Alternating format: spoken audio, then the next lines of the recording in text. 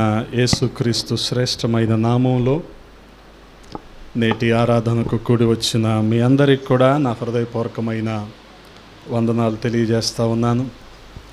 దేవుని మహాకృప కనికరాలను బట్టి దేవుడి రీతిగా సజీవుల సంఖ్యలో ఉంచి మరొక ప్రభు దినాన ఆయన సన్నిధిలో మనం ఉండటానికి ప్రభువు సహాయము చేశారు. హల్లెలూయా.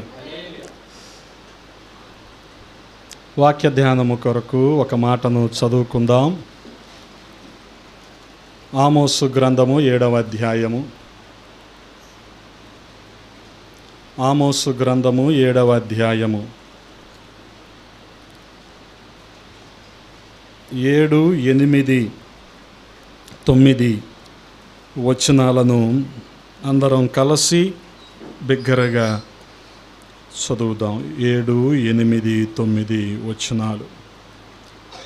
మరియు యెహోవా తాను మట్టపు గుండు చేత పట్టుకొని గుండు పెట్టి చక్కగా కట్టబడిన యొక్క గోడ మీద నిలువబడి ఇట్లు దర్శన రీతిగా నాకు కనపరిచెను. యెహోవా, ఆమోసు, నీకు కనపడుచున్నదేమని నన్ను అడగగా నాకు మట్టపు గుండు కనపడుచున్నదని నేనంటిని. అప్పుడు యెహోవా సెలవిచ్చినదేమనగా, నా జనులగు ఇశ్రాయేలీయుల మధ్యను మట్టపు గుండు వేయబోవుచున్నాను, నేనికను వారిని దాటిపోను. ఇస్సాకు సంతతి వారు ఏర్పరిచిన ఉన్నత స్థలములు పాడైపోవును, ఇశ్రాయేలీయుల ప్రతిష్ఠిత స్థలములు నాశనమగును. నేను ఖడ్గము చేతపట్టుకొని యెరోబాము ఇంటి వారి మీద పడుదును. ప్రార్థన.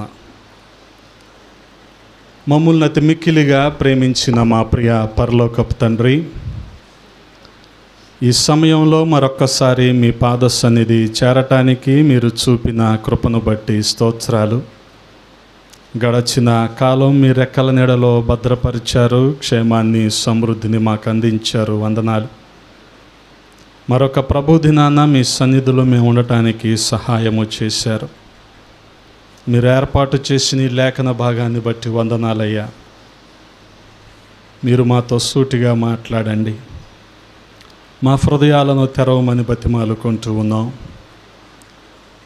సహాయము చేయండి.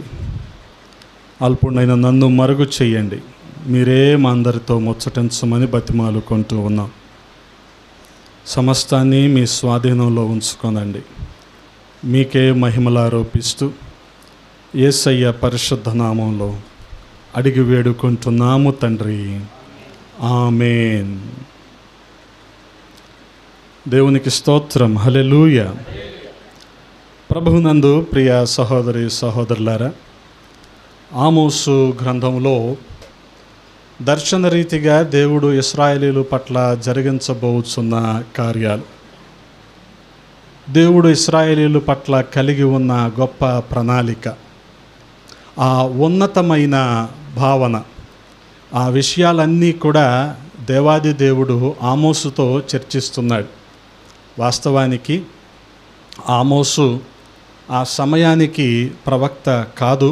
ఆ సమయంలో ఇశ్రాయేలీయుల మధ్య అలాగే యోధావారి మధ్య ప్రవర్తగా ఉన్నది అమజ్యా.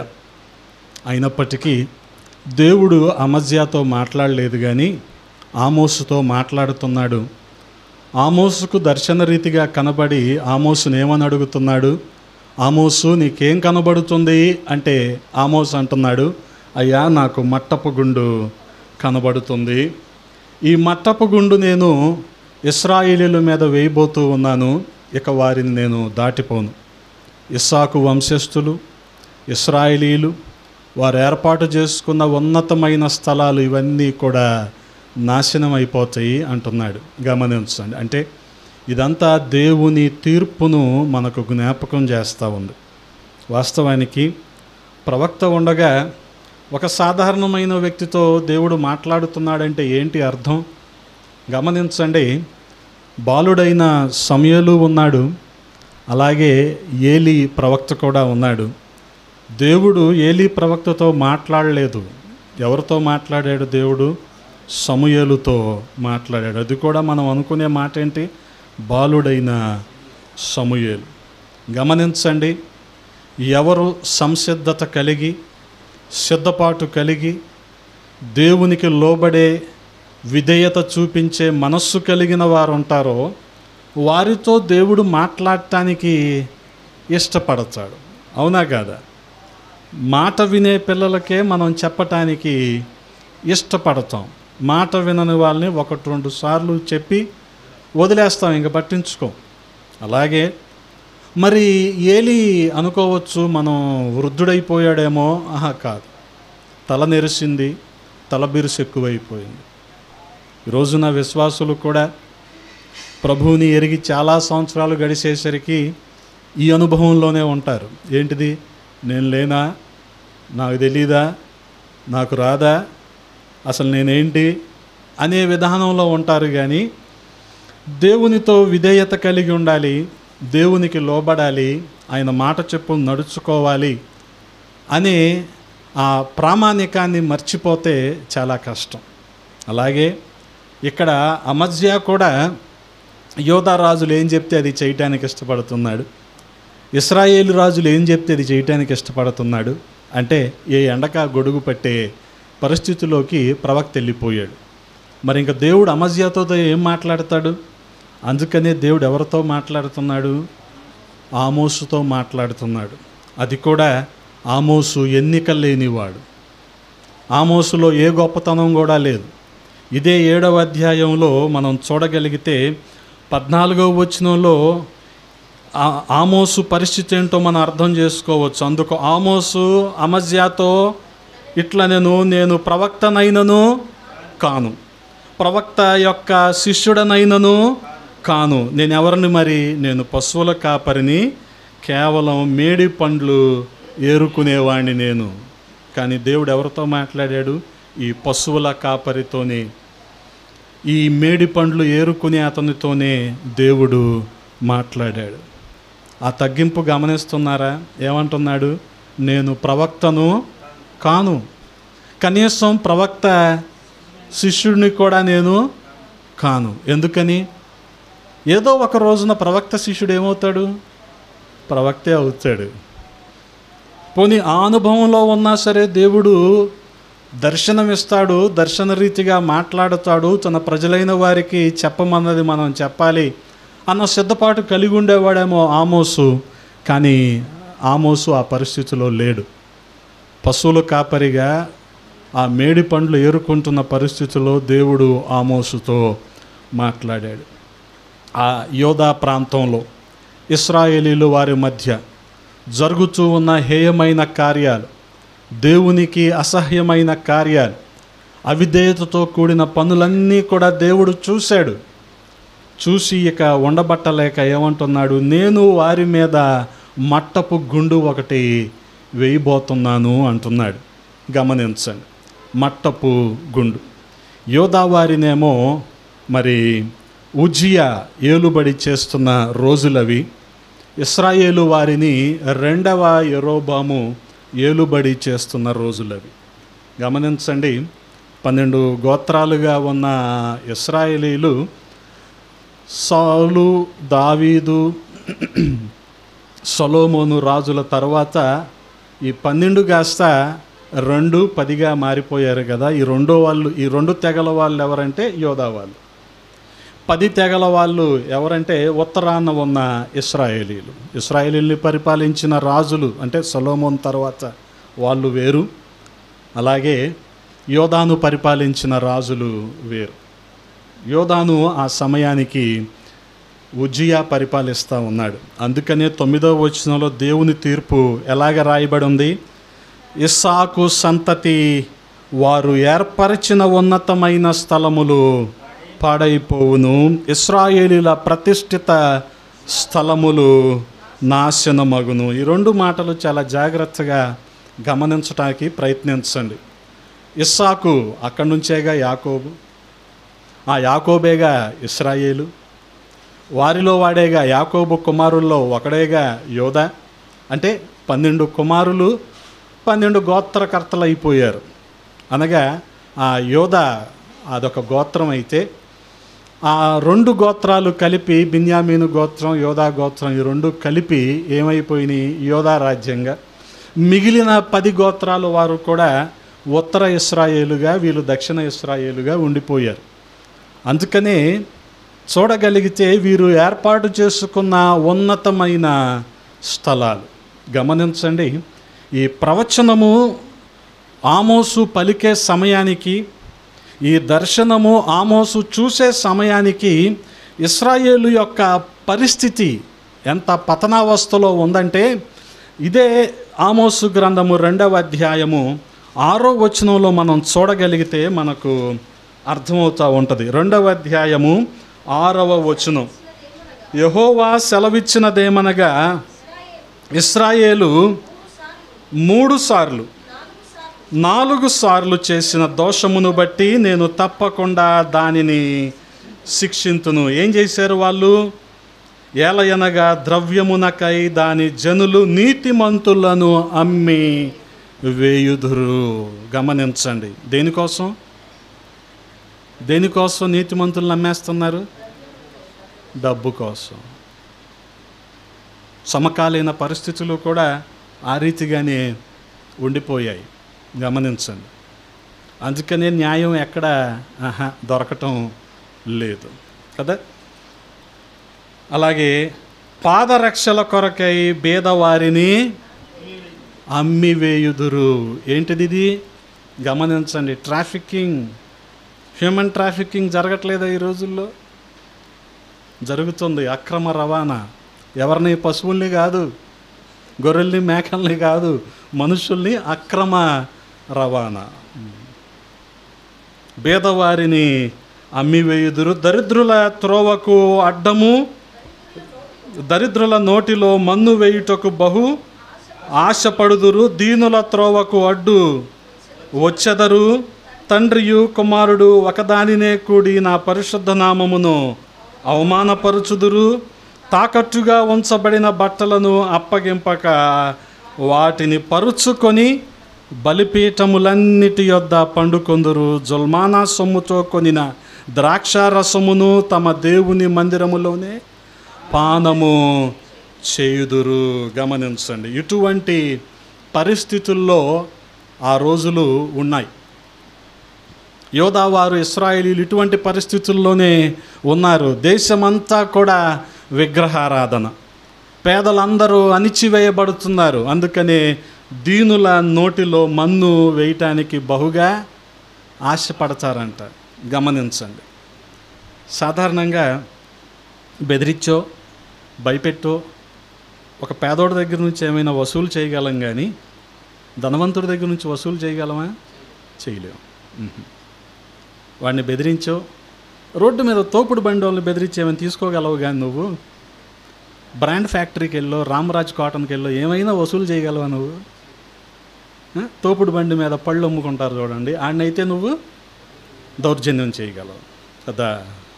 పేదలందరూ అణిచివేయబడుతున్నారు. గమనించండి, దేశమంతా కూడా విగ్రహారాధన ఎక్కువైపోతుంది. ఆ రోజులు అలాగే ఉండిపోయినాయి. ఈ రోజులతో పోల్చుకుంటే ఈ రోజులు కూడా అలాగే ఉన్నాయి. విగ్రహారాధన ఎక్కువైపోతుంది. విగ్రహారాధన మరింత ఎక్కువైపోతుంది. మనం అనుకుంటున్నాం ప్రజలందరూ దేవుని తెలుసుకుంటున్నారు అని మనం భ్రమపడుతూ ఉన్నాం, కానీ విగ్రహారాధన ఎక్కువైపోతుంది. పేదలు అణిచివేయబడుతున్నారు. విలాసవంతమైన జీవితం ఎక్కువైపోతుంది మనుషులకి. అందుకని వీళ్ళు ఏం చేస్తున్నారు? జుల్మానా సొమ్ముతో ద్రాక్షారసం కొనుక్కొని మందిరంలోనే తాగుతున్నారు. గమనించండి, ఎంత హేయమైన చర్యలు ఇవన్నీ దేవునికి ఇవన్నీ ఎంత అసహ్యమైన కార్యాలు ఇవన్నీ. ఈ విలాసవంతమైన జీవితం, అలాగే నీతిమాలిన బ్రతుకు. తండ్రి కుమారులు ఇద్దరూ కూడా ఒకరితోనే పాపం చేయటం, నీతిమాలిన బ్రతుకు, అవినీతితో కూడిన న్యాయ వ్యవస్థలు, ఇవన్నీ ఈ రోజుల్లో మనం చూస్తూ ఉన్నాం. అవినీతితో కూడిన న్యాయ వ్యవస్థలు కదా. అందుకనే చాలా జాగ్రత్తగా విశ్వాసులమైన మనము మన విశ్వాసాన్ని కాపాడుకోవాలి. ఎప్పుడు కూడా కలిగినదంతా ఆశీర్వాదం అని మనం అనుకోవటానికి లేదు. ఏది ఆశీర్వాదం? యెహోవా నా కాపరి, నాకు లేమి, నాకు ఇంకేం వద్దు, ఇది ఆశీర్వాదం కదా.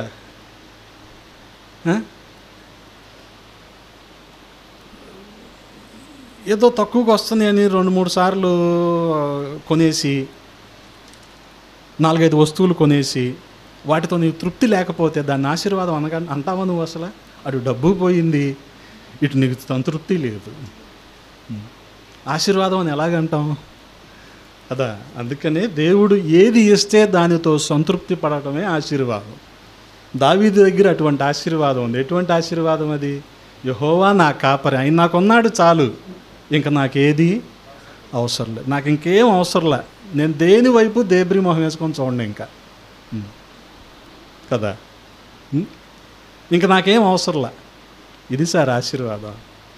జనాలు అనుకుంటారు, కుర్రోళ్ళు యవనస్తులు బ్రాండ్లన్నీ వాడితే ఆశీర్వాదం అనుకుంటారు.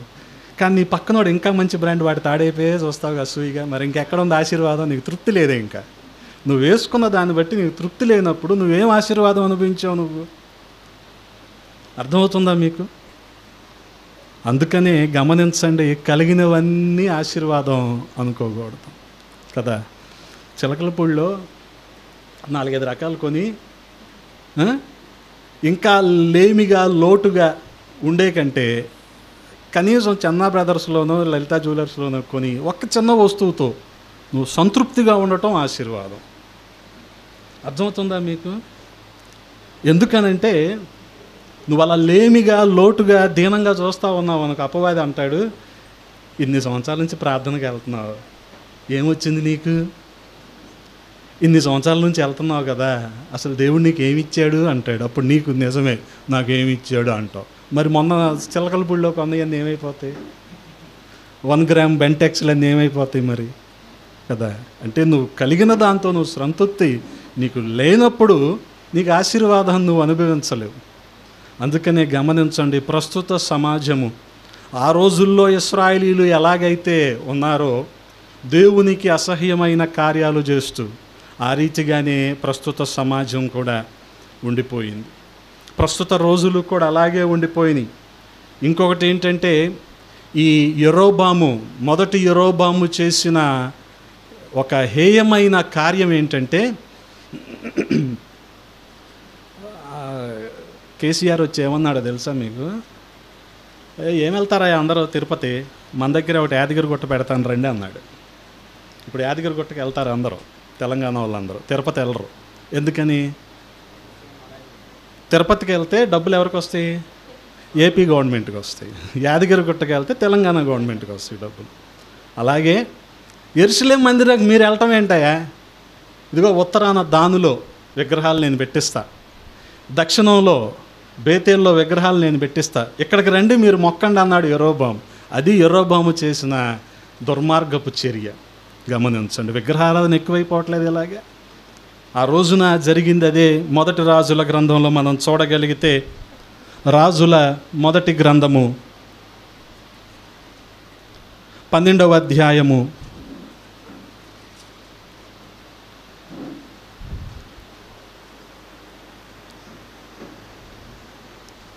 12వ అధ్యాయము 26వ వచనాన్ని చదువుతూ ఉన్నాను. గమనించండి. ఈ జనులు యెరూషలేమునందున్న యెహోవా మందిరమందు బలులు అర్పించుటకు ఎక్కి పోవుచుండిన ఎడల ఈ జనుల హృదయము యోధారాజైన రెహబాము అను తమ యజమానుని తట్టు తిరుగునప్పుడు వారు నన్ను చంపి యోధారాజైన రెహబామునొద్ద మరలా చేరుదురు, రాజ్యము మరలా దావీదు సంతతి వారిదగును అని యెరోబాము తన హృదయమందు తలంచి ఏం చేశాడు? ఆలోచన చేసి 2 బంగారపు దూడలు చేయించి జనులను పిలిచి, యెరూషలేమునకు పోవుట మీకు బహు కష్టము. ఇశ్రాయేలు వారలారా, ఐగుప్తు దేశము నుండి మిమ్మును రప్పించిన మీ దేవుడు ఇవే. ఏంటి అయ్యి? ఆ బంగారు దూడలే అని చెప్పి ఒకటి బేతేల్లో మరొకటి దానులో ఉంచాడు. ఏం జరిగింది? ప్రజలు యెరూషలేము వెళ్ళటం మానేశారు. ఇక్కడే విగ్రహాలను మొక్కటం మొదలుపెట్టారు. ఇంతకీ ఏంటి విగ్రహాలు? బంగారు దూడలు కదా. ఎవరంట ఈ బంగారు దూడలు? ఐగుప్తు నుంచి మిమ్మల్ని విడిపించాయే ఏ. చూసారా విగ్రహారాధనని ఎలా ప్రేరేపిస్తున్నాడో రాజే. గమనించండి, ఈ రోజున పరిస్థితులు కూడా ఆ రీతిగానే ఉన్నాయి. మరి దేవుడు ఇటువంటి ఇశ్రాయేలీల దుస్థితిని చూసి ఊరుకుంటాడా? అందుకనే గమనించండి, ఎక్కడ చూసినా విలువలు లేకుండా పోతా ఉన్నాయి. అందుకే ఇక్కడ 7వ అధ్యాయములో దర్శన రీతిగా ఆమోసుకు ఆయన కనిపించి ప్రవచించమన్నది ఏంటంటే, ఇదిగో ఇశ్రాయేలీల మీదకి నేను మట్టపు గుండును వేయబోతూ ఉన్నాను. ఇంతకీ ఏంటి ఆ మట్టపు గుండు? దేవుని యొక్క ఉగ్రత. గమనించండి, ఆయన ఖడ్గము చేతబట్టుకొని యెరోబాము ఇంటి వారి మీద పడుదును అంటున్నాడు కదా. అలాగే ఇశ్రాయేలీయులు ఏర్పాటు చేసుకున్న ఉన్నతమైన స్థలాలు, అలాగే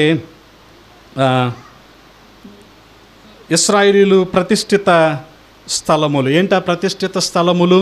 ఈ బేతేలు, దానిలో ఉన్న బంగారు దూడలు. వీటన్నిటినీ కూడా దేవుడు శిక్షించబోతా ఉన్నాడు. అనగా ఆయన తీర్పు ఇశ్రాయేలీయుల మీదకి రాబోతూ ఉంది. హల్లెలూయా.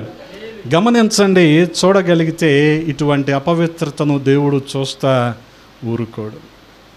ఏం వేస్తున్నాడు వాళ్ళ మీద? ఇశ్రాయేలీయుల మీద మట్టపు గుండును ఆయన వేస్తున్నాడు. మట్టపు గుండు మీకు తెలుసుగా, తూకం అంటారు. ఇల్లు కట్టేవారు, తాపీ వాళ్ళు తూకం అంటారు. ఉల్లిపాయలాగా ఉంటుంది, పెద్ద తాడు ఉంటుంది. ఆ గోడ తిన్నగా ఉందో లేదో ఆ తూకం పెడితే అర్థమవుద్ది. తిన్నగా లేదంటే ఏం చేయాలి? మళ్ళీ ఆ గోడ పడేసి మళ్ళీ కట్టాలి. అలాగే ఇప్పుడు ఇశ్రాయేలీయుల్ని సరిచేసేది ఏంటంటే ఈ మట్టపు గుండు, అనగా దేవుని వాక్యం అనబడిన తూకం. ఈ ప్రామాణికము ద్వారానే మనము సరిచేయబడాలి. హల్లెలూయా. అందుకనే దేవుని హెచ్చరిక ఇక్కడ మనం చూస్తూ ఉన్నాం 8వ వచనంలో. అదేంటంటే, నా జనులకు ఇశ్రాయేలీయుల మధ్యను మట్టపు గుండు వేయబోచున్నాను, నేనికను వారిని దాటిపోను. ఇశ్రాయేలీయుల దుస్థితిని బట్టి దేవుడు వారిని హెచ్చరించాల్సి వచ్చింది. గమనించండి, కొన్నిసార్లు శ్రమలు మనకు హెచ్చరికలు. ఎందుకనంటే దేవుని నుంచి దూరం అయిపోతున్నాం అన్నదానికి హెచ్చరికలు. అటువంటి సమయంలో మనం చేయవలసిందేంటి? మనల్ని మనం విమర్శించుకోవాలి, మనల్ని మనం పరిశీలించుకోవాలి, మనల్ని మనం సరిదిద్దుకోవాలి. అందుకనే మనల్ని మనం విమర్శించుకుంటే మనం తీర్పులోకి రాము అని రాయబడి ఉంటుంది అపోస్తుల కార్యముల గ్రంథంలో. గమనించండి, ఆ రీతిగా మనం చూడగలిగితే దేవుని సన్నిధిలో కనబడటానికి ఇశ్రాయేలీయులు సిద్ధపడాలి అన్న ఉద్దేశముతో దేవుడు వారి మీద మట్టపు గుండును వేయబోతూ ఉన్నాడు. అనగా వారిని శిక్షించబోతూ ఉన్నాడు. వారికి ఒక హెచ్చరిక ఇది. గమనించండి, ఈ రోజున మనుషులు అనుభవిస్తున్న శ్రమలు, మనుషులు వెళ్తున్న పరిస్థితులు, అది అనారోగ్యం కావచ్చు, ఆర్థిక సమస్యలు కావచ్చు, కుటుంబంలో నెమ్మది లేకపోవటం కావచ్చు, సమాధానం లేకపోవటం కావచ్చు, ఇవన్నీ హెచ్చరికలే. దేని గురించి? దేవునికి మనం దూరం అయిపోతున్నామేమో, మనల్ని మనం సరిచేసుకొని తిరిగి దేవుని వద్దకు రావటానికి. అందుకని దేవుని పిలుపును మనం అర్థం చేసుకోవాలి. ఇశ్రాయేలీయులు దుస్థితిలో ఉండగా దేవుడు వారిని ఎలా హెచ్చరించాడో మనల్ని కూడా శ్రమల ద్వారా దేవుడు హెచ్చరిస్తూ ఉంటాడు. అవన్నీ ఏంటి? మనకి వార్నింగ్ అన్నమాట. ఎందుకని? మనం దేవునికి దూరంగా వెళ్ళిపోతున్నామేమో అని కదా, దేవునికి అసహ్యమైన కార్యాలు చేస్తున్నామేమో అని. ఎందుకని? దేవుణ్ణి ప్రేమించకుండా లోకాన్ని ప్రేమిస్తే దేవుడు మనల్ని హెచ్చరించక తప్పదు. గమనించండి, దేవుణ్ణి ప్రేమించకుండా లోకాన్ని ప్రేమించటం అంటే దేవునితో సహవాసంలో నుంచి విడిపోవటం అన్నమాట. అందుకనే గమనించండి, దేవుడు ఇశ్రాయేలీయుల వారిని పిలుస్తూ ఉన్నాడు. ఏమని పిలుస్తున్నాడు? సంబంధాన్ని తిరిగి, సహవాసాన్ని తిరిగి కట్టుకుందాం రండి అని దేవుడు ఈ ఆమోసు గ్రంథంలోనే వారిని పిలుస్తూ ఉన్నాడు. 5వ అధ్యాయము 4వ వచనంలో మనం చూడగలిగితే, 5వ అధ్యాయము 4వ వచనంలో ఇశ్రాయేలీయులతో యెహోవా సెలవిచ్చినదేమనగా, నన్ను ఆశ్రయించుడి, నన్ను ఆశ్రయించిన ఎడల మీరు బ్రతుకుదురు. గమనించండి, నాతో సహవాసాన్ని తిరిగి నిర్మించుకోండి, నాతో సత్సంబంధాన్ని కలిగి ఉండండి. ఎందుకని? ఆయనలో ఉన్నవారే ఫలిస్తారు. హల్లెలూయా. అందుకని ఏమంటున్నాడు? నన్ను ఆశ్రయించండి, నన్ను ఆశ్రయించిన వారికి మీరు బ్రతుకుతారు. హల్లెలూయా. అందుకనే మనం గమనించగలిగితే ఆయనను ఆశ్రయించటం అంటే ఆయనను ప్రేమించటమే. మత్తయి సువార్త 5వ అధ్యాయంలో మనం, క్షమించండి, 22వ అధ్యాయంలో మనం చదువుతాం కదా, 37వ వచనంలో, అందుకు ఆయన నీ పూర్ణ హృదయముతోనూ, నీ పూర్ణాత్మతోనూ, నీ పూర్ణ మనస్సుతోనూ నీ దేవుడైన ప్రభువును ప్రేమింపవలెను. గమనించండి, పూర్ణ హృదయముతో, పూర్ణ ఆత్మతో, పూర్ణ మనస్సుతో దేవుణ్ణి ఎప్పుడైతే మనం ప్రేమిస్తున్నాము అంటే ఆయన మాట మనం వింటున్నాము అని అర్థం. ఆయన మాట వినకుండా ఆయన్ని ప్రేమిస్తున్నాం అనేది మాత్రం జరగదు. గమనించండి, ఆయన మాట వినకుండా ఆయన్ని ఆశ్రయించటం అనేది జరగదు. అందుకనే ఆయన్ని మనం పూర్ణ హృదయముతో, పూర్ణాత్మతో, పూర్ణ మనస్సుతో ఆయనను ప్రేమించే వారంగా ఉండాలి. దాన్ని బట్టి మనము ఆయన సహవాసములో కొనసాగుతాం. అంత మాత్రమే కాదు, మనం నైతిక విలువలకు కట్టుబడి ఉండాలి. ఇశ్రాయేలీయులు కూడా ఆ నైతిక విలువలు ఏ రీతిగా కోల్పోయారో 2వ అధ్యాయం 6వ వచనం, 7వ వచనం, 8వ వచనంలో వారి దుస్థితి ఎలాగుందో మనం చూస్తూ వచ్చాం. అన్యాయం ఎక్కువైపోతూ ఉంది, విగ్రహారాధన ఎక్కువైపోతూ ఉంది, పేదలు అణిచివేయబడుతున్నారు. గమనించండి, పేదలు అణిచివేయబడుతున్నారు అంటే చాలా సందర్భాల్లో భారతదేశం ఎంత అభివృద్ధి చెందిందంటే, వందే భారత్ లాంటి హై స్పీడ్ ట్రైన్లో వెళ్తూ కిలో రూపాయి బియ్యం గురించి జనాలు మాట్లాడుకుంటున్నారు. నువ్వు తీసుకున్నావా, నువ్వు తీసుకోలేదా అని. నీకు వందే భారత్లో వెళ్ళే స్తోమత ఉన్నప్పుడు రూపాయి బియ్యం వదిలేయచ్చుగా. అది వద్దండి, మాకు అవసరం లేదని వదిలేసుకుంటే తేజ లాంటి వాళ్ళ మీద, రమేష్ అన్నయ్య లాంటి వాళ్ళ మీద భారం పడదు. వాళ్ళ ట్యాక్సుల్లో నుంచే అవి వచ్చేయి. గవర్నమెంట్ ఉద్యోగస్తులు ట్యాక్సుల్లో నుంచి అవన్నీ వస్తాయి మనకి కదా. నువ్వు 3.5 లక్షలు 3 లక్షలు బైక్ వేసుకొని వెళ్ళి ఇంటర్నెట్ సెంటర్ దగ్గరికి వెళ్ళి లేదా మీ సేవాకి వెళ్ళి స్కాలర్షిప్కి అప్లై చేస్తున్నావంటే, నువ్వు ఆ బైక్ వాడే స్తోమత నీకు ఉన్నప్పుడు స్కాలర్షిప్ వేరే పేదోడికి ఇచ్చేసేయి. తప్పులేదు సార్, ఇచ్చేయండి. విలువలు ఉండటం అంటే ఇదే. ఈ విలువలే మనకు బైబిల్ నేర్పుద్ది. అర్థమవుతుందా?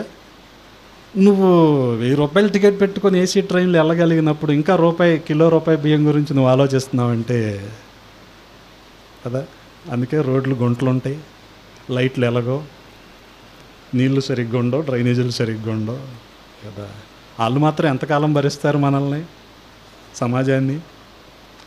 అందుకనే ట్యాక్స్ పేయర్స్ దగ్గర గట్టిగా తీసుకోగలదు. కానీ గవర్నమెంటు ఈ రుణాలు ఎగవేసే వాళ్ళు ఉంటారు చూడండి, కార్పొరేట్ దిగ్గజాలు, వాళ్ళ నుంచి రూపాయి వెనక్కి లాగగలదా?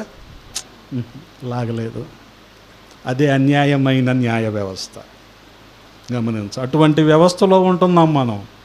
అందుకని విలువలు లేకుండా పోతుంది. ఇంత దౌర్భాగ్య స్థితిలో ఉంటున్నాం మనం. గమనించండి, మనకు కలిగింది దేవుడు ఉన్నతమైన స్థితి ఇచ్చాడు అనుకున్నప్పుడు కొన్ని రాయితీలు వదిలేసుకోవటమే మంచిది. అది ఇంకోళ్ళు ఎవరో, దానికి అర్హులైన వాళ్ళు ఎవరో తీసుకుంటారు. వాస్తవానికి దానికి అర్హులైన వారు సంచార జాతులుగా ఉండిపోయి రేషన్ తీసుకునే పరిస్థితిలో లేరు. జంగాలు, గంగిరెడ్లోళ్ళు రేషన్ తీసుకోవట్లా. అసలు వాళ్ళకి అవసరం అది, వాళ్ళు తీసుకోవట్లేదు. ఎందుకని? వాళ్ళు ఒక చోట కుదురుగా ఉండట్లా. అందుకే వాళ్ళందరూ సంచార జాతులు అన్న. పోనీ దీని భారం అంతా ఎవరి మీద పడుతుంది? మళ్ళీ ట్యాక్స్ పేయర్స్ మీద పడుతుంది. అందుకని మనం ఆయన పిలుపుకు లోబడినప్పుడు ఖచ్చితంగా ఆయనతో సహవాసంలో ఉంటాం. రెండవది, విలువలు కలిగి ఉంటాం. విలువలు కలిగి ఉండాలి అంటే మన ఆత్మీయ స్థితి సరిగ్గా ఉండాలి. గమనించండి, విలువలు ఎప్పుడు వస్తాయి అంటే మన ఆత్మీయ స్థితి సరిగ్గా ఉన్నప్పుడు. కానీ గమనించండి, విశ్వాసిలో ఎప్పుడు శరీర కార్యాలకు ఆత్మఫలానికి ఎప్పుడు ఏదో ఒక సంఘర్షణ జరుగుతూనే ఉంటుంది. ఇంతకీ ఆత్మఫలం బయటకు వస్తుందా, శరీర కార్యం బయటకు వస్తుందా అనేది మనం ఆలోచించుకోవాలి. ఆత్మఫలం బయటకు వచ్చింది అంటే ఖచ్చితంగా మనలో విలువలు ఉన్నాయి అంటే ఖచ్చితంగా మనలో దేవుని భయం అనేది ఉంది. హల్లెలూయా. గమనించండి, ఆ దేవుని భయం నిన్ను ఉన్నతమైన స్థానంలోనికి తీసుకెళ్తుంది. గమనించండి, దేవుని భయం లేకపోతే చదువుకొని సంపాదించి ఉపయోగం లేదు. దేవుని భయం అనేది ఉండాలి. ఎందుకు ఉండాలంటే దేవుని భయం ఒకానొక స్థాయిలో సంపాదన ఎక్కువైపోయిన తర్వాత మనిషికి ఏమనిపిస్తుంది అంటే, ఖచ్చితంగా ప్రతి మనిషికి ఏమనిపిస్తుంది అంటే, దేవుని మీద ఆధారపడటం కంటే నా స్వశక్తి మీద ఇవన్నీ ఏర్పరచుకున్నాను కాబట్టి ఈ డబ్బుతో నేను ఏమైనా చెయ్యగలను అనే ఒక రకమైన, ఏమంటాం దాన్ని, గర్వమే అనాలి, ధీమా అనకూడదు. ఆ గర్వం వచ్చేసి ఏమంటాం, డబ్బు ఎక్కువైపోయిందిగా, ఈ డబ్బుతో ఏమైనా చెయ్యొచ్చు, అరగంట నాకు ఈ రైల్వే స్టేషన్ కావాలంటావు. ఎందుకు? నీ దగ్గర డబ్బు ఎక్కువైపోయిందిగా. ఎంత దారుణం అది, ఎంత యారగెన్స్ అది, లెక్కలేనితనం అది. ప్రభుత్వం ఒకటి ఉంది, వ్యవస్థ ఒకటి ఉంది, దాన్ని నువ్వు గౌరవించవా కదా. ఇది ఒక ఉదాహరణ మాత్రమే. ఇలాంటి మన రోజు డైలీ లైఫ్లో, దైనందిన జీవితంలో చాలా చూస్తాం కదా. దీన్నంతా మనం ప్రెస్టేజ్ అనుకుంటాం. ఏది, ఇక్కడ నుంచి 4 అడుగులేసి రోడ్డు చివరి ఎక్కచ్చు ఓలా, కానీ ఓలా వాడు మన ఇంటి ముందుకే అనుకుంటాం లేదా? మీకు కార్ ప్రోటోకాల్ తెలుసా? నాకు తెలిసేది కాదు. ప్రిన్సిపల్ అయిన కొత్తలో నాకు కారు ఉండేది, దానికి ఒక డ్రైవర్ ఉండేవాడు. కాలేజ్దే, మనం ఎక్కడికి వెళ్ళినా డ్రైవర్ చెప్తే తీసుకెళ్తాడు. ఒకసారి స్టేట్ గెస్ట్ హౌస్కి వచ్చాము. ఈ ఉన్నత విద్యా మండలి, హైయర్ ఎడ్యుకేషన్ కౌన్సిల్ వాళ్ళని కలిసి మళ్ళీ వెళ్ళిపోవాలి వెనక్కి కాలేజీకి. అవంగానే ఆయన కలిసేసి నేను కార్ దగ్గరికి వెళ్ళిపోతున్నా.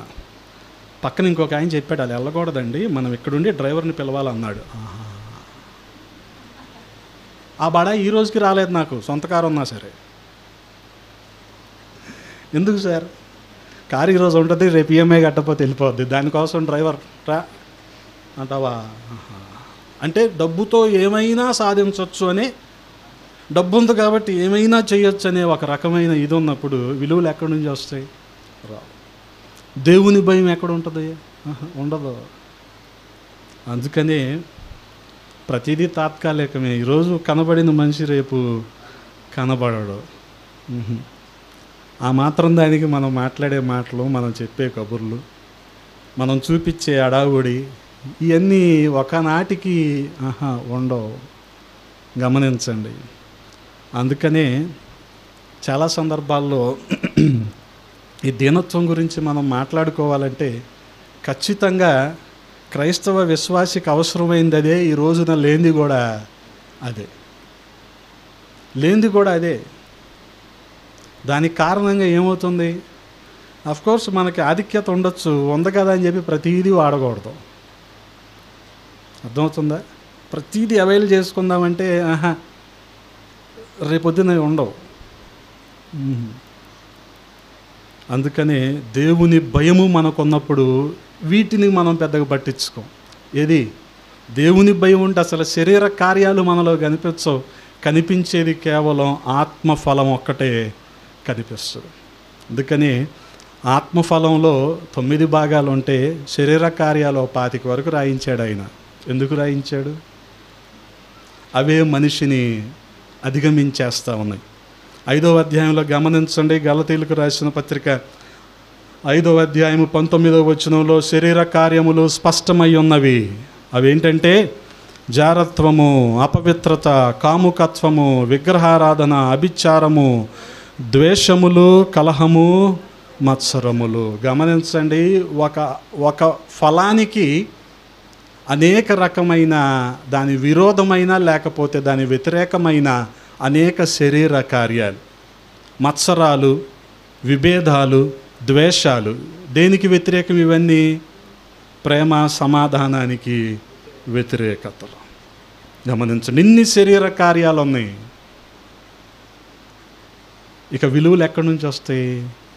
ఆ తర్వాత క్రోధములు, కక్షలు, భేదములు, విమతములు, అసూయలు, మత్తతలు, అల్లరితో కూడిన ఆటపాటలు మొదలైనవి.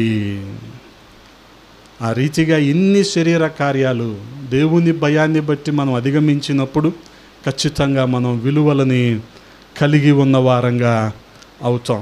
అందుకని 5వ అధ్యాయంలోనే 24వ వచనంలో మనం చూడగలిగితే, నీళ్లు పారినట్లుగా న్యాయము జరగనీయుడి, గొప్ప ప్రవాహము వలె నీతిని ప్రవహింపనీయుడి అంటున్నాడు. అంటే విలువలు కలిగి ఉన్నప్పుడు గమనించండి, ఏమనిపిస్తుంది? ఒకటిది లాక్కుందాం అనిపించదు.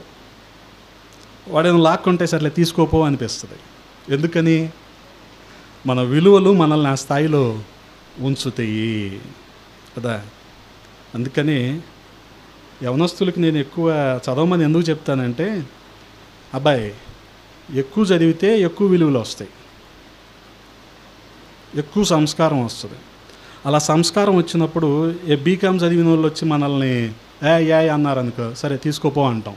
ఏది మంద కూడా పో తీసుకోపో అంటాం. మనం ఎక్కడి నుంచి వచ్చింది? ఇది మన చదువులో నుంచి వస్తుంది.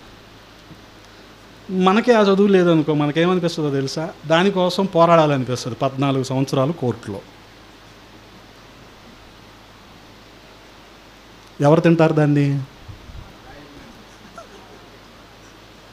అది జరిగేది. అర్థమైందా? అందుకనే విలువలు కలిగి మనం ఉండాలి. దాన్ని బట్టే మన ఆత్మఫలం ఏంటో మనకి కనిపిస్తుంది. అంత మాత్రమే కాదు, ఏం జరిగించమంటున్నాడు ఇక్కడ? నీళ్లు పారినట్లుగా న్యాయము జరగనీయుడి. గమనించండి, నీరు పారినట్లుగా న్యాయము జరగనివ్వటం అంటే సోషల్ జస్టిస్, సామాజిక న్యాయాన్ని జరగనివ్వాలి. ఎందుకని? 2వ అధ్యాయంలో చూసాం కదా, పేదలు అణిచివేయబడుతున్నారు. దీనులు వారి త్రోవలో, వారి నోట్లో, దీనుల నోట్లో మట్టేస్తున్నారు కదా. ఆ రీతిగా పరిస్థితులు ఉన్నప్పుడు న్యాయం జరగటం అవసరం.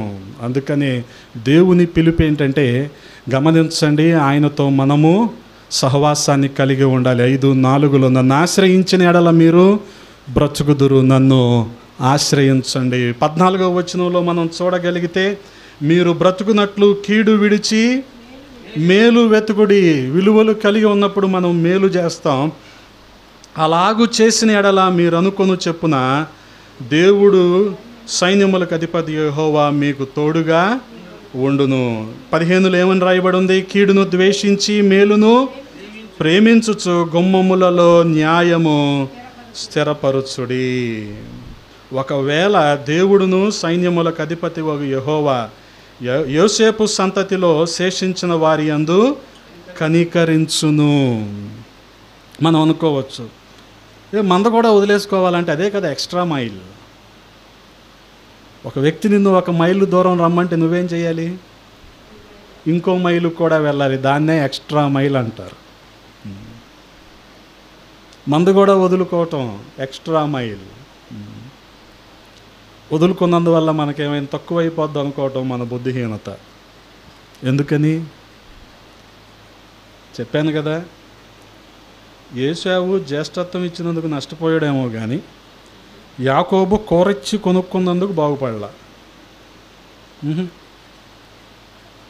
దాని ఫలాన్ని యాకోబు అనుభవించి తీరాడు. ప్రశాంతంగా బతికాడా? ఇది నా జ్యేష్ఠత్వాన్ని ఎవరికైనా చూపించుకోగలిగాడా? కనీసం ఏది ఓ ఫోటో ఫ్రేమ్ కట్టి ఇది నా జ్యేష్ఠత్వము అని చూపించుకోగలిగాడా? అందుకే గమనించండి, 24లో రాయబడి ఉంటుందిగా, నీళ్లు పారునట్లుగా న్యాయము జరగనీయుడి. గమనించండి. ఎందుకనంటే విశ్వాస విషయంలో మనము చాలా జాగ్రత్తగా ఉండాలి. యాకోబు రాసిన పత్రికలో రాయబడి ఉంటుంది 2వ అధ్యాయము, యాకోబు పత్రిక 2వ అధ్యాయము 1 నుంచి మనం చూడగలిగితే, నా సహోదరులారా, మహిమా స్వరూపియగు మన ప్రభువైన యేసుక్రీస్తును గూర్చిన విశ్వాస విషయంలో మోమాటము గలవారై ఉండొద్దు. ఎలాగంటే బంగారు ఉంగరం పెట్టుకొని ప్రశస్త వస్త్రములు ధరించుకొనిన ఒకడు మీ సమాజ మందిరంలోనికి వచ్చినప్పుడు మురికి బట్టలు కట్టుకొనిన దరిద్రుడును లోపలికి వచ్చిన ఎడల మీరు ప్రశస్త వస్త్రములు ధరించుకొనిన వాని చూచి ఏం చేస్తారు? మీరు సన్మానించి నీవు ఇక్కడ మంచి స్థలమందు కూర్చుండమని చెప్పి ఆ దరిద్రునితో నీవు అక్కడ నిలువుము, లేక ఇక్కడ నా పాదపీఠమునకు దిగువన కూర్చుండమని చెప్పిన ఎడల మీ మనసులలో భేదము పెట్టుకొని మీరు దురాలోచనతో విమర్శ చేసిన వారొగుదురు కారా?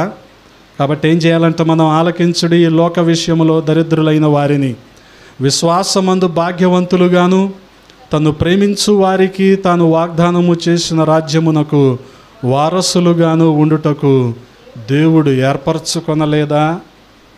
గమనించండి. ఇలాగా డబుల్ స్టాండర్డ్స్తో ఉంటే, ద్వంద్వనీతితో ఉంటే అది విశ్వాసం కానే కాదు, అది సామాజిక న్యాయం కానే కాదు. అందుకని 24లో చాలా స్పష్టంగా న్యాయము నీళ్లు పారినట్టుగా న్యాయము జరగనీయుడి అంటున్నాడు.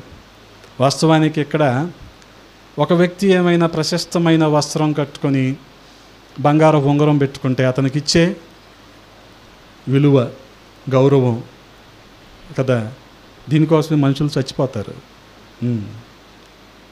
రిటైర్ అయిన తర్వాత అక్కడ గేట్ తీయడంటే మనం వెళ్తే తిరిగి ఒక్కడ తీయడు.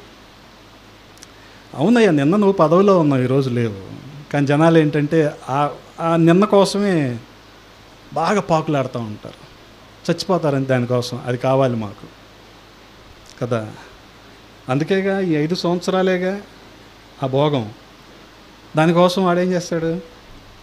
ఎన్ని అన్యాయాలైనా చేస్తాడు. 5 ఏంటి, 50 ఏళ్ళు కూడా ఉందామని చూస్తాడు. వాళ్ళకిచ్చే గుర్తింపు, గౌరవం కదా. ఈ రోజున కూడా మరి బాబు ఎండలో వెళ్ళలేకపోతున్నాను, మామూలు అలసట రావట్లేదు అంటే, కారు కొనుక్కోండి అయ్యగారు, కారు కొనుక్కుంటే కానుక కూడా ఎక్కువ ఇస్తారన్నాడు ఒకడు. కారుకి కానుక ఏంట్రా సంబంధం అన్నా నేను. అంటే ఇది ప్రశస్త వస్త్రమును ఉంగరం. ఓహో, జనాలు ఎలా ఉన్నారన్నమాట. జనాలు మార్చలేము మనం. ఎన్ని బోధలు చేస్తే వీళ్ళు మారుతారు కదా. అంటే వీళ్ళు ఫార్చునర్లో వచ్చే సేవకుడిని ఒకలాగాను, నడుచుకుంటూ వచ్చే సేవకుడిని ఒకలాగాను, BMW కోట్ వేసుకొని వచ్చే సేవకుడిని ఒకలా చూస్తారని నాకు అర్థమైంది జనాలు.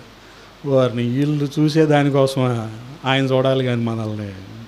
అందుకే చాలామంది రోడ్ల మీదకి వచ్చి ప్రభువుని ప్రకటించడానికి సిగ్గుపడే కారణం కూడా ఇదే. మేము సిగ్గుపడం, కడుపు నిండలా మాకు ఆ విషయంలో. ఈరోజుకి సువార్త కరపత్రికలు పంచినప్పుడు జనాలు చూస్తారు, ఏవో మాటలు అంటూ ఉంటారు. కోపం రాదు కానీ నవ్వు వస్తుంది నాకు.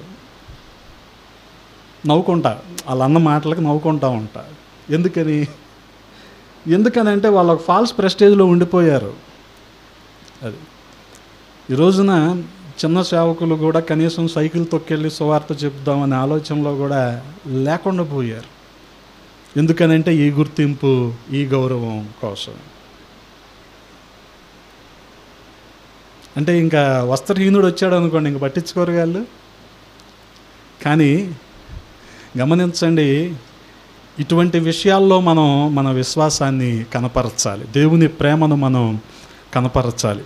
అందుకని ఎప్పుడైతే మనల్ని మనం సరిచేసుకొని ఆయనతో సహవాసాన్ని కలిగి ఉంటామో, విలువల్ని కలిగి ఉంటామో, న్యాయాన్ని పాటిస్తామో, అప్పుడు ఖచ్చితంగా మనము ఆశీర్వదించబడతాం.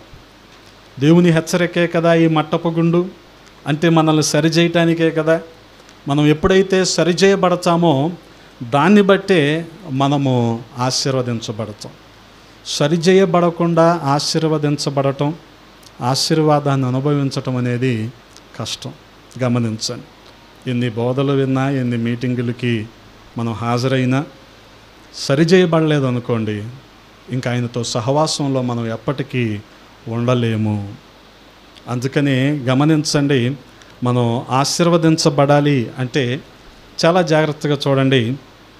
మరి 9వ అధ్యాయంలోనే రాయబడి ఉంటుంది. 9వ అధ్యాయము 15వ వచనంలో మనం చూడగలిగితే 9:15లో మనం చూడగలిగితే, వారి దేశమందు నేను వారిని నాటుదును, నేను వారికిచ్చిన దేశములో నుండి వారు ఇక పెరికివేయబడరని నీ దేవుడైన యెహోవా సెలవిచ్చుచున్నాడు. ఎందుకని అంటారు? వారు సరిచేయబడటానికే ఆయన 7వ అధ్యాయములో వారి మీద మట్టపు గుండును ఆయన వేశాడు. వారు సరిచేయబడిన తర్వాత వారికి ఇవ్వబడిన ఆశీర్వాదం ఏంటి? వారి దేశమందు నేను వారిని నాటుదును. మరి 7:9లో ఏమని రాయబడి ఉంది? నేను ఖడ్గము చేత పట్టుకొని యెరోబాము ఇంటి వారి మీద పడుదును.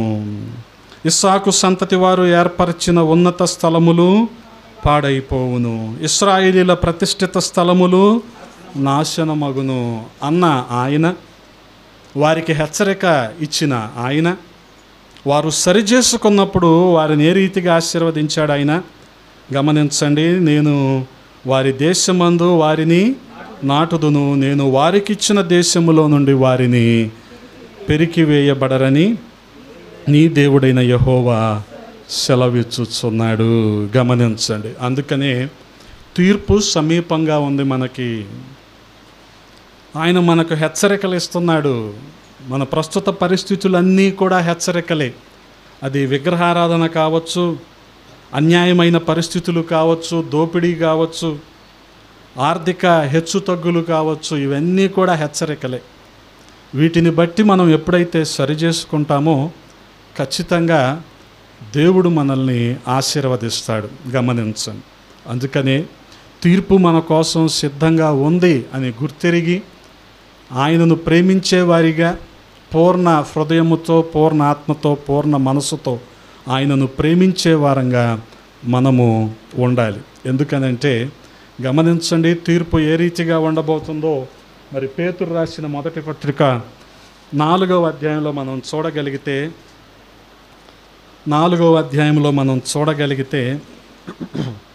17వ వచనాన్ని చదువుతూ ఉన్నాను. తీర్పు దేవుని ఇంటి యొద్ద ఆరంభమగు కాలము వచ్చి ఉన్నది. గమనించండి. ఎక్కడంట? దేవుని ఇంటి యొద్ద. మరి ఇశ్రాయేలీలు ఎవరు? దేవుని ప్రజలు. ఆయన ఇంటి నుంచి ఆయన ప్రారంభించాడు మట్టపు గుండు వేయటం, లేదా వారిని సరిచేయటం ఆయన అక్కడి నుంచే ప్రారంభించాడు. తీర్పు కూడా అలాగే ప్రారంభించబడింది.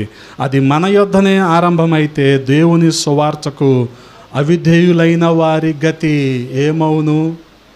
సువార్తను అంగీకరించకుండా మారు మనసు, రక్షణ, పాపక్షమాపణ, బాప్తీసం లేకుండా తిరిగే వారి పరిస్థితి ఏమైపోద్ది? అందుకనే తీర్పు సమీపంగా ఉంది. మరియు నీతిమంతుడే రక్షింపబడుట దుర్లభమైతే భక్తిహీనుడును పాపియు ఎక్కడ నిలుతురు? అసలు నీతిమంతుడే బతకటం కష్టంగా ఉంటే ఇక భక్తిహీనుడి పరిస్థితి, పాపి పరిస్థితి ఎలాగుంటుంది? గమనించండి. కాబట్టి 19వ వచనంలో దేవుని చిత్త ప్రకారము బాధపడువారు సత్ప్రవర్తన గలవారై నమ్మకమైన సృష్టికర్తకు తమ ఆత్మలను అప్పగించుకొనవలెను. గమనించండి. దేవుని చిత్త ప్రకారము బాధపడువారు. బాధపడటం దేవునికి మహిమ, మనం సంతోషించటం దేవునికి మహిమ. మన రోడ్డు మీద పునుగులు తిన్నా దేవునికి మహిమే అంటాడు ఒక ఆయన. అంత దౌర్భాగ్యంలో ఉండిపోయారు జనాలు. దేవుని చిత్త ప్రకారము బాధపడువారు. గమనించండి. ఆయనతో మనము లేదా ఆయన శ్రమలలో మనం పాలివారమై ఉన్నామంటే ఇదే. మనం బాధపడే వారంగా, మనం శ్రమలలో ఉన్నవారిగా, లేదా సువార్త నిమిత్తం హింసించబడుతున్న వారిగా ఉన్నప్పుడు దేవునికి అది మహిమ. గమనించండి. అప్పుడు నమ్మకమైన సృష్టికర్తకు తమ ఆత్మలను అప్పగించుకొనవలెను. చాలా స్పష్టంగా ఆయన మాట్లాడుతున్నాడు. అందుకని 12వ వచనం నుంచి ఒకసారి మనం చూడగలిగితే, ఇదే అధ్యాయంలో 12వ వచనం నుంచి, ప్రియులారా, మిమ్మును శోధించుటకు మీకు కలుగుచున్న అగ్ని వంటి మహాశ్రమను గూర్చి మీకేదో ఒక వింత సంభవించినట్లు ఇది మాకే జరిగింది అన్నట్టు మనం ఆశ్చర్యపడాల్సిన అవసరం లేదు. క్రీస్తు మహిమ బయలుపరచబడినప్పుడు మీరు మహానందముతో సంతోషించు నిమిత్తము క్రీస్తు శ్రమలలో మీరు పాలివారై ఉన్నంతగా, అందుకని సువార్త నిమిత్తము, పరిచర్య నిమిత్తము, దేవుని నిమిత్తము నిందించబడటం అనేది ఏమాత్రం కూడా తప్పు కాదు. ఇదేదో వింత అనుకోవటానికి లేదు. మనం ఒక్కలమే ఎలాగా హింసించబడుతున్నాం అనుకోవటానికి లేదు. డేవిడ్ రాజు గారి మేనత్త కర్నూలులో ఉంటారు. మా మేనమామ గారు ఆయన లక్నో అంటే ఇంకా మీకు చెప్పవసరలా, యోగి ఆదిత్యనాథ్ కంచుకోట అది. అక్కడ ఆయన పరిచర్య చేస్తున్నాడు. ఆయన భార్య, మా మామగారు అత్తగారు అక్కడ పరిచర్య చేస్తున్నారు. ఇక్కడ మనం పరిచర్య చేయడం పెద్ద గొప్ప ఏం కాదు అని మాకు అనిపిస్తుంది. వాళ్ళు బహిరంగంగా బయటకు వచ్చి బైబిల్ పట్టుకొని తిరగటానికి లేదు. లక్నోలో, ఉత్తరప్రదేశ్ లక్నోలో అది. కాబట్టి ఇదేదో గొప్ప వింత, మేమే పరిచర్య చేస్తున్నాం అంటే ఇదేదో ఇంట్లో 4-5 పిల్లలు ఉంటే ఒకరిని సాములోరికి ఇచ్చేసి అచ్చోసి నాంబోతులాగా వదిలేసినట్టు కాదు. పరిచర్య అంటే దర్శన రీతిగా చేసేది కదా. ఈ అచ్చోసి సాంబోసు ఏం చేస్తారు? ఎవడైనా ముట్టుకుంటాడు? అసలే దూరంగా ఉంటారు. అలాగే ఇలా కుర్చీ వేరు, ఇలా ప్లేట్ వేరు, ఇలా టవల్ వేరు. అబ్బో, ఆయన పూజిస్తారు. ఇంకా అది అనుకుంటున్నాం పరిచర్య అంటే మనం ఈ రోజున. సేవకుడు కూడా కామన్ విశ్వాసే. సేవకుడు నేను జాకిళ్ళు పెట్టి లేపి ఇంత పెద్దగా చూపించాల్సిన అవసరం ఎక్కడా లేదు. కానీ ఏంటంటే మనం అలా చేసాం, మనం అలాగ అయిపోయాం. మనం వాటిని, ఆ గుర్తింపును కోరుకున్నాం మనం. అందుకని ప్రభు నిమిత్తం మనం ఎప్పుడైనా శ్రమ పొందేటప్పుడు ఇదేదో వింతగా మనకు సంభవించింది అనుకోవటానికి లేదు. ఆయన సేవ చేస్తున్నాము అని ఏదో గొప్పగా భావించడానికి కూడా లేదు. ఎందుకనంటే ఇది మన బాధ్యత. బాధ్యతలో గొప్పతనం ఏముంటుంది? అందరూ చేసేదే కదా కదా. జీవితాల అమ్మాయిని ఎత్తుకుంది, అది బాధ్యత. బాగా గొప్పదాని అమ్మ నువ్వు అంటానికి లేదు. అలాగే ప్రభువుని పరిచయం చేయటం, సువార్త ప్రకటించటం కూడా మన బాధ్యత. నీకు నువ్వే చేసావు, నువ్వు మాత్రమే చేయగలవు అంటానికి లేదు. అందుకని వింత కాదు ఇది. ఎవరైనా సువార్త నిమిత్తం మనల్ని నిందించినప్పుడు ఇదేమీ వింత కాదు. అప్పుడు ఏమనుకోవాలంట మనం? క్రీస్తు శ్రమలలో మీరు పాలివారై ఉన్నంతగా సంతోషించుడి. క్రీస్తు నామము నిమిత్తము మీరు నిందపాలైన ఎడల మహిమాస్వరూపి అయిన ఆత్మ, అనగా దేవుని ఆత్మ మీ మీద నిలుచుతున్నాడు గనుక మీరు మీరు ఈ పాట బాగా పాడారంటే మనం ధన్యులు అనుకుంటాం మనం. కానీ ఎప్పుడంటే మనం ధన్యులు? ఎప్పుడు మనం నిందించబడతామో, నిందల పాలవుతామో అప్పుడు ధన్యులు మనం. అందుకని తీర్పు సమీపంగా ఉంది. ఆయన రాబోతూ ఉన్నాడు కాబట్టి మనం సిద్ధపడి ఉండాలి. మీరు ధన్యులు. మీరు ఎవడును నరహంతకుడు కానీ, దొంగగా కానీ, దుర్మార్గుడుగా కానీ, పరుల జోలికి పోవువాడుగా కానీ బాధ అనుభవింప తగదు.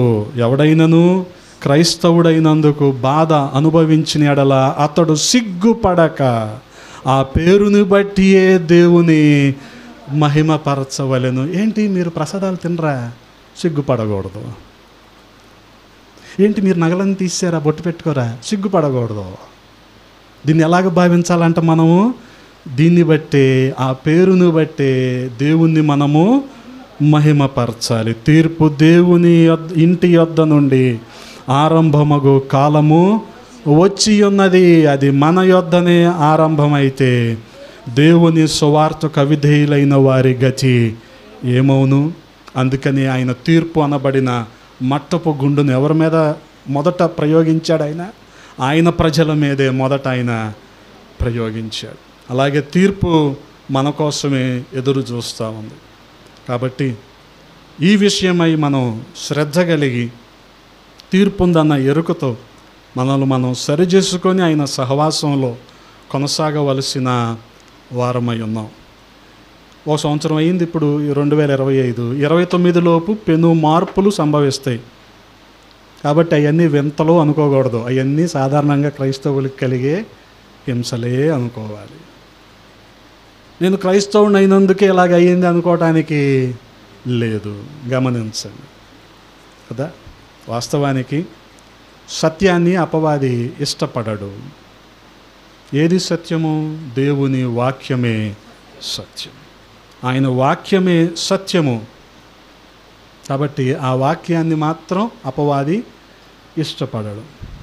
అందుకని వాక్యం నుంచి మనిషిని ఎక్కడికైనా ఏది కాలయాపన చేసే పనులు ఉంటాయి చూడండి, అంటే ఏమంటారు, టైం పాస్. వాటి వైపు మనిషి ఏం చేస్తాడు? వాటిని మరలు చేస్తూ ఉంటాడు కదా. రోజంతా కష్టపడేవాడు ఏమనుకుంటాడు?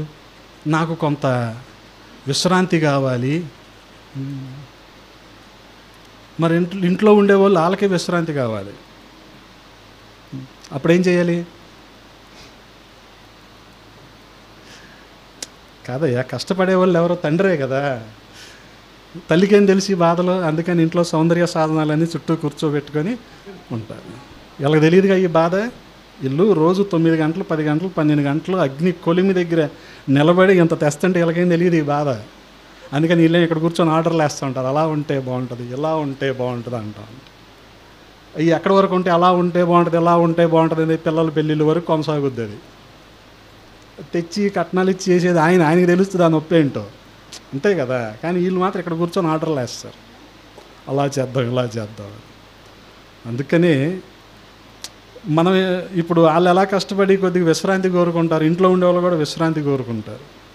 ఏది టైంపాస్ కోసం ఏం చేస్తారో చెప్పండి.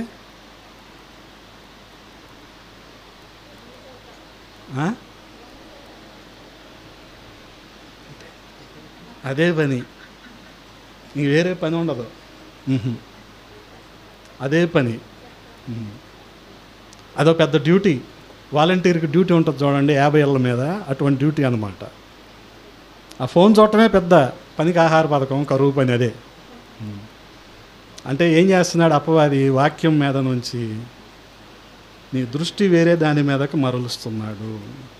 మరల్చినప్పుడు నీకు భారం, బాధ్యత ఏవి కనబడవు. భౌతిక సంబంధమైనవి, గొప్పతనాలు, ఈ హెచ్చించుకోవటం, గొప్ప చేసుకోవటం, పొగుడుకోవటం ఏ కనపడతా ఉంటాయి. అందుకని గమనించండి, చాలా సందర్భాల్లో క్రైస్తవుడు మోసపోయేది ఇక్కడే. తీర్పు ఉందన్న ఎరుక లేకుండా, ఆ భయం లేకుండా జీవించేస్తూ ఉన్నాడు. ఏ పేరుతో? కేవలం ఆశీర్వాదం అన్న పేరుతో. ఆశీర్వాదం అన్న పేరుతో అపవాది ఒకటే ప్రశ్నిస్తాడు, నువ్వు ఇంతకాలంగా మందిరానికి వెళ్తున్నావు, ఏది అంటాడు. అప్పుడు నీకు నిజమే అనిపిస్తుంది కదా.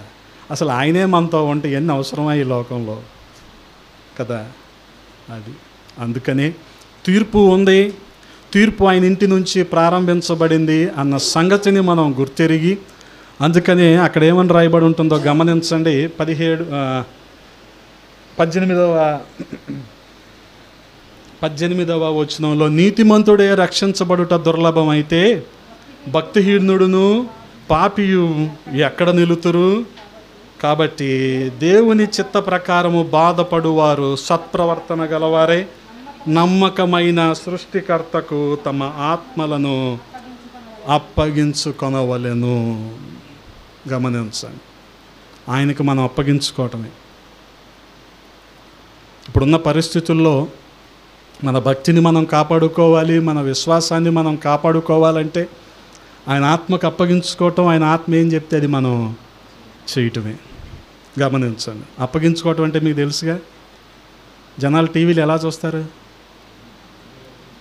అంటే ఏం చేశారు? అప్పుడు కళ్ళు టీవీకి అప్పగించేశారు. అలాగే మనం ఎవరికి అప్పగించుకోవాలి ఇప్పుడు? అది హల్లెలూయా. అలా ఎప్పుడైతే దేవుని ఆత్మకు మనల్ని మనం అప్పగించుకుంటామో ఆయన నడిపిస్తాడు, ఆయన సరిచేస్తాడు, ఆయన మనల్ని సరిదిద్దుతాడు, మేళ్లతో ఆశీర్వాదాలతో నింపుతాడు. ముఖ్యంగా ఆయన తీర్పులో మనల్ని ఆయనతో కూడా తీసుకువెళ్తాడు. హల్లెలూయా. అలాగ 1000 ఏండ్ల కాలం ఆయనతో ఉండే భాగ్యాన్ని దేవుడు మనందరికీ దయచేయునుగాక. ఆమేన్. తలలు వంచండి, చిన్న ప్రార్థన చేసుకుందాం. పరిశుద్ధుడా, ప్రేమ కలిగిన తండ్రి, ఈ ఉదయాన్న కొద్ది మాటలు ధ్యానించటానికి మీరు కృపనిచ్చారు. వందనాలు రాజా. తీర్పు మీ ఇంటి నుండి ప్రారంభమయ్యింది. ఇశ్రాయేలీయుల మీద మీరు మట్టపు గుండును వేయబోతూ ఉన్నారు. మా సమకాలీన పరిస్థితులను బట్టి మేము భయపడకుండా మీకు సాక్షులుగా నిలబడటానికి, ఆ నిందను బట్టి మిమ్మల్ని మహింపరిచే వారంగా మేము ఉండటానికి, ఆ రీతిగా మిమ్మల్ని ఎదుర్కొనే వారంగా మేము సిద్ధపాటు కలిగి ఉండటానికి సహాయము చేయండి. విన్న మాటలు మా హృదయంలో భద్రపరచండి, నీరు కట్టి ఫలింపచేయండి. మీకే మహిమలు ఆరోపిస్తూ యేసయ్య పరిశుద్ధ నామంలో అడిగి వేడుకుంటున్నాము తండ్రి. ఆమేన్. ఈ సమయంలో